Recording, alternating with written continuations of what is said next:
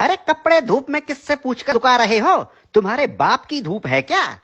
धूप चोर कहीं के, शर्म नहीं आती? गरीब मुल्क को नुकसान पहुंचा रहे हो, हुकूमत को लूट रहे हो। अरे साहब, पूरी दुनिया के लोग कपड़े धूप पर ही सुखाते हैं, इसमें चोरी कैसी? जल्दी से अपने कपड़े उतारो। क्यों साहब, मुझे बगैर कपड़ों के देखना चाहते हो? अरे जो तार पर सुखाने के लिए लटकाए हुए हैं वो उतारो, अगर नहीं तो खर्चा पानी दो और अपनी जान छुड़ाओ। मैंने धूप चोरी करते हुए रंगे हाथों पकड़ लिया है। अगर जेल में डाल दिया ना तो सड़ते रहोगे पूरी उम्र, तुम्हारी लाश निकलेगी वहां से। धूप चोर कहीं के। अरे साहब, चोरी कैसी? अरे धूप पर हुकूमत ने टैक्स लगा दिया है, अब धूप पर कपड़े सुखाने का बिल आएगा। हाँ, लेकिन साहब हमने तो सुना है कि हुकूमत ने सोलर सिस्टम पर टैक्स लगाया है। अरे सोलर सिस्टम क्या पानी पर चलता है? नहीं साहब, सोलर सिस्टम तो धूप पर ही चलता है। तो टैक्स किस पर लगा? साहब सोलर सिस्टम पर। अरे धूप पर लगा ना, मुझे पागल समझ रखा है क्या? धूप चोर कहीं के। धूप को सरकार ने अपनी तहवील में ले लिया है, खबरदार जो मुफ्त में धूप इस्तेमाल की। अब सोच क्या रहे हो? उतारो कपड़े। साहब मैं सोच ये रहा हूँ कि कैसे कैसे टैक्स लगा रही है हुकूमत हम आवाम पर।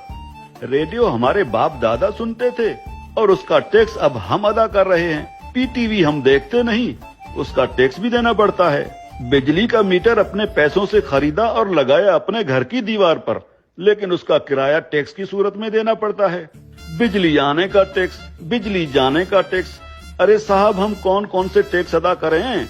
और जो IMF का कर्जा लेकर खा गए हो वो कर्जा कौन उतारेगा?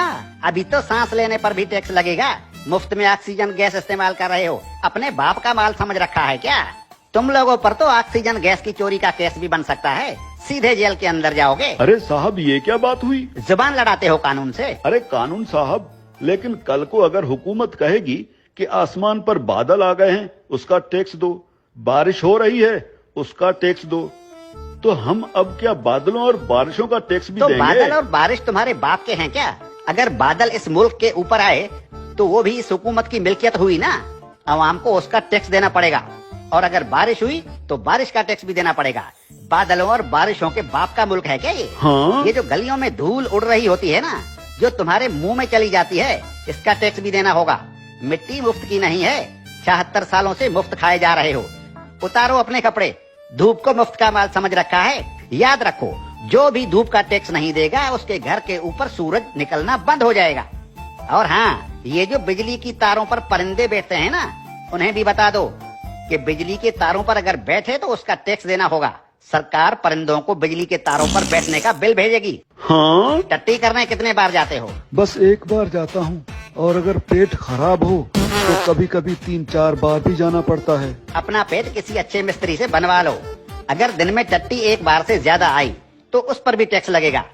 हाँ, एक बार टट्टी करने पर पेशाब मुफ्त कर सकते। ठीक है कानून साहब, लेकिन पाद और फूसी का भी बता दीजिए। पाद और फूसी गिन गिन के मारा करो, अगर मिकदार ज्यादा हुई तो टैक्स लगेगा।